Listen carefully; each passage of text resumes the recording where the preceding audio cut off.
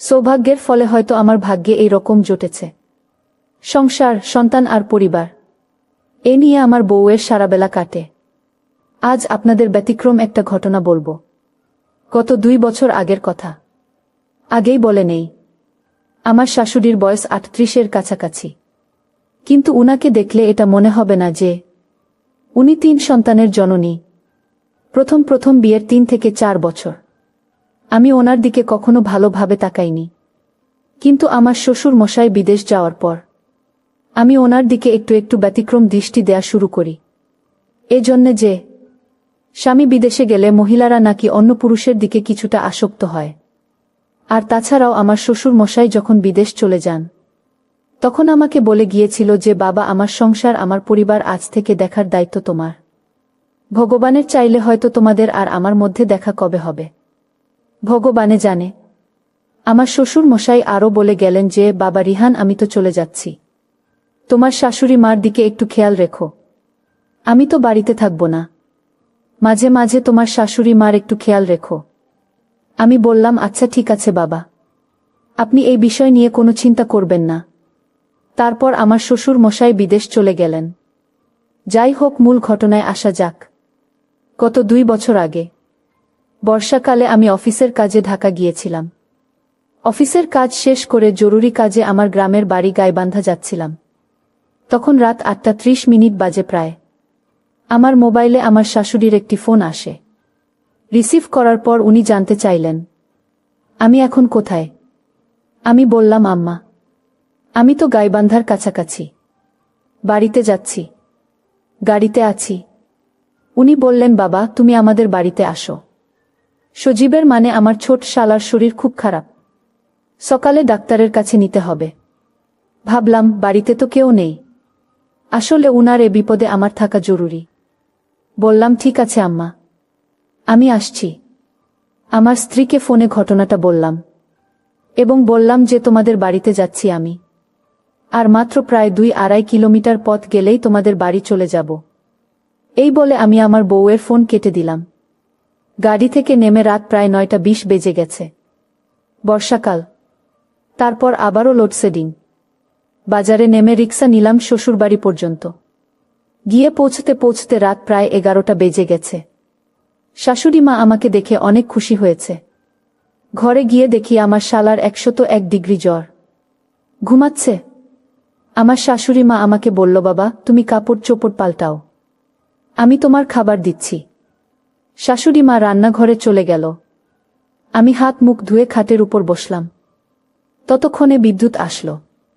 শাশুড়ি খাবার টেবিলে খাবার দিয়ে আমাকে বললেন, বাবা, তুমি আসো, খাবারটা ঠান্ডা হয়ে যাবে। আমি দ্রুত গেলাম খাবার ঘরে। শাশুড়ি টেবিলের পাশে দাঁড়ানো। আমি খাওয়া শুরু করলাম। উনি বাসার সবার খবর জিজ্ঞেস করছেন। আমি খাচ্ছি এবং উত্তর দিচ্ছি। হঠাৎ আমার চোখ পড়ল শাশুড়ির দিকে।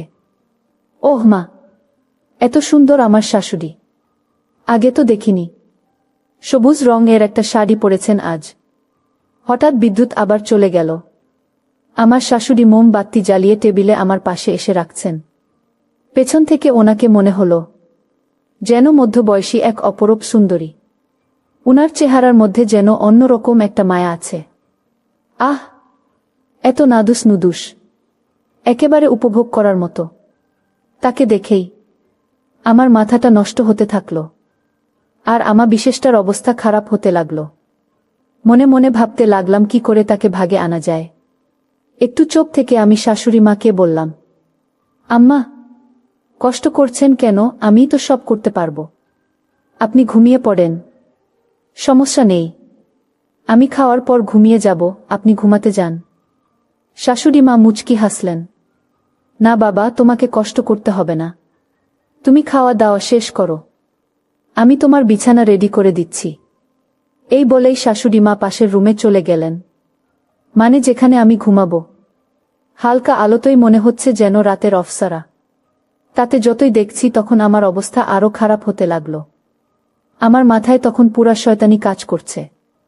শয়তান মনে হয় মাথার উপর পুরোপুরি উঠে বসেছে। রাতের পরিবেশটাও অনেক সুন্দর। একদিকে বর্ষার তুমুল বৃষ্টি শুরু হয়েছে, অন্যদিকে আমার মনে উতাল পাতাল ঢেউ বয়ে যাচ্ছে। আর অপরদিকে আমার শাশুড়ি মাও অনেক দিনে ক্ষুধার্ত। কি করব বুঝতে পারছি না। যাক, খাওয়া দাওয়া শেষ করলাম। বিদ্যুৎ আবার আসলো। খাওয়া শেষ করে পাশের রুমে গিয়ে দেখি শাশুড়ি আমার বিছানা পরিষ্কার করছেন। পিছনটা এমনভাবে আছে যেন মনে হচ্ছে অনেক কোমল। আমার শাশুড়ি মাকে আমি যতই দেখছি তখন আরও অবাক হচ্ছি।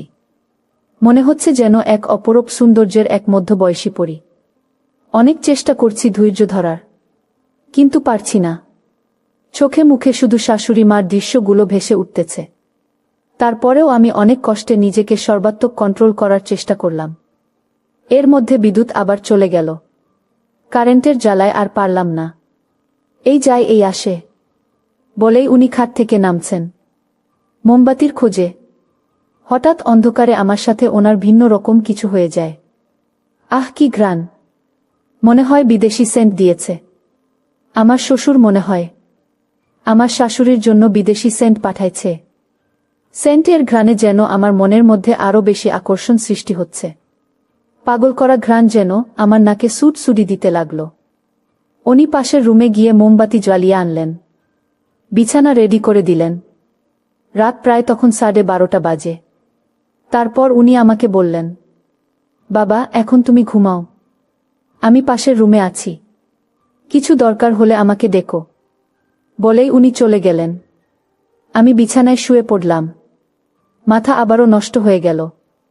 খুব ইচ্ছে করছে এই বৃষ্টির রাতে ওনাকে ইচ্ছেমতো কিছু একটা করার, বাট মনে মনে অনেক শঙ্কায় আছি। তাছাড়া উনিও তো অনেক দিনের উপোস, বুঝা যাচ্ছে। খানিকক্ষণ পর বৃষ্টি আরও বেড়ে গেল। আমি অনেক চিন্তা করছি যে কিভাবে ওনাকে আরও একবার কাছে থেকে দেখতে পারি। আহ, কি সুন্দর তার ঘ্রাণ! মন খুব চাইছে তার এই সুন্দর ঘ্রাণ আর একবার উপভোগ করি। বসে বসে যদি ওনার সাথে সারারাত কথা বলতে পারতাম, তাহলে নিজেকে ধন্য মনে করতাম। দেখতে শ্যামলা কালো, চোখগুলো টানা টানা, কিন্তু অনেক সুন্দর লাগছে। এইয়া বয়সেও আমার শাশুড়ি মাকে দেখতে যে সুন্দর লাগছে, তার সাথে অন্য কিছু হলে না জানি কত আরাম লাগে, কত মজা লাগে। এই ভাবতে ভাবতে আমার বিশেষটার অবস্থা আরও খারাপ হতে লাগল। মাথায় একের পর এক বুদ্ধি আনতে শুরু করলাম। হঠাৎ সিদ্ধান্ত নিয়ে ফেললাম, যেভাবেই হোক ওনাকে আমার আজ চাই। একটু শান্তি দরকার। এই রুম থেকে আস্তে আস্তে ডাকতে লাগলাম, আম্মা কি ঘুমিয়ে গেছেন? আমার শাশুড়ি মা বলল, না বাবা, এখনো তো ঘুমাইনি। কেন, তোমার কিছু লাগবে? আমি বললাম, আম্মা, মাথাটা প্রচণ্ড ব্যথা করছে। টাইগার বাম আছে? হ্যাঁ বাবা, আছে, আমি নিয়ে আসছি। আহ, যেভাবেই হোক শাশুড়িকে আমার বশ করতেই হবে। মনে মনে ভাবলাম, সুযোগটা হাতছাড়া করা যাবে না। তারপর আমার শাশুড়ি মা আমাকে বলল, বাবা, তুমি এতক্ষণ কেন বলনি যে তোমার মাথা ব্যথা করছে? আগেই তো মালিশ করে দিতাম। এই বলে উনি মালিশ করার জন্যে আমার রুমে আসলেন। মশারিটা একটু সরিয়ে আমার খাটের কোনায় বসলেন। তারপর বললেন, দেখি বাবা, মাথাটা সামনে আনো, আমি মালিশ করে দিচ্ছি। আমি বললাম, না আম্মা, আমিই দিতে পারবো। কি বলো? আমি তো তোমার মা, আর তুমি আমার ছেলে। তোমার মাথার হাত দিলে কি সমস্যা আছে? আমি বললাম, না না আম্মা, আপনি কি বলছেন? আপনি 100 বার আমার মাথায় ভোলাতে পারেন। আমি এটা বলতে চাইনি। আমি বলতে চাচ্ছি। তারপর আমার শাশুড়ি মা বলল, না না বাবা, তুমি আমার ছেলে, তোমার শরীর খারাপ, আর তোমার জন্য এইটুকু করতে পারবো না। আমি বললাম, আম্মা, আপনি কেন কষ্ট করতে যাবেন? তারপরও উনি আমার বালিশের পাশে বসে আমার মাথায় মলম দিতে শুরু করলেন। উনি কিছুক্ষণ মলম দেওয়ার পর আমার এত ভালো লাগলো, মনে হলো আমি স্বর্গে আছি। বেশ কিছুক্ষণ মালিশ করার পর আমি ঘুমানোর ভান করলাম। আবার উনি যখন উঠে যেতে চাইলেন, তখন আবার এমন ভান করছি যে আমার মাথার কোনো উপকারই হয়নি। এভাবে কিছুক্ষণ চলার পর দেখলাম আমার শাশুড়ি মার ঘুম ঘুম ভাব হচ্ছে। উনি আমার বালিশের পাশেই হঠাৎ ঘুমিয়ে পড়লেন। আমার এবার সকল স্বপ্ন পূরণ হতে চলল। আর আমি মনে মনে ভাবতে লাগলাম, এটা দেখছি মেঘ না চাইতেই জল। আমিও ঘুমের ভান ধরলাম। কিছুক্ষণ ভান ধরে অন্ধকারে কিছুটা সামলে রাখলাম, যদিও মনে তখন অন্যরকম উতাল পাতাল করছে। খুব ইচ্ছে করছে অন্য কিছু করার, যে কাজটা করলে মনে তৃপ্তি পাই। তারপরও কেন জানি একটু একটু ভয় করছে। আর মনে মনে ভাবছি, এ সুযোগ হয়তো বারবার আসবে না। এখনই কাজে লেগে পড়ার সুবর্ণ সুযোগ। ঘুমের ভান করে আমি তার সাথে অন্যরকম কিছু করার চেষ্টা করলাম। উনি তো প্রচণ্ড ঘুমে মগ্ন। একটু একটু করে আমার তো আগুন জ্বলে উঠতে লাগল। আমি আস্তে আস্তে ওনার সাথে আরও একটু ঘনিষ্ঠ হতে লাগলাম, অনেক আস্তে আস্তে, যেন টের না পায়। খুব সাবধানের সাথে যখন কিছু করার চেষ্টা করছি, তখন আমার মনের ভিতরে আরও ভয় কাজ করছে।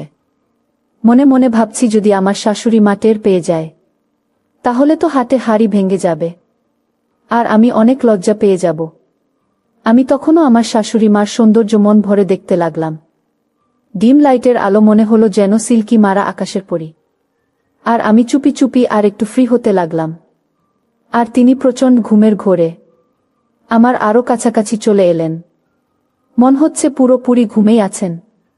উনি আমার উল্টো দিকে শুয়ে আছেন। আর আমি একটু পেতেই মনে হলো যেন অন্যরকম একটা শান্তি পেলাম। আমি আস্তে আস্তে আবার ওনার আরও কাছে যেতে লাগলাম।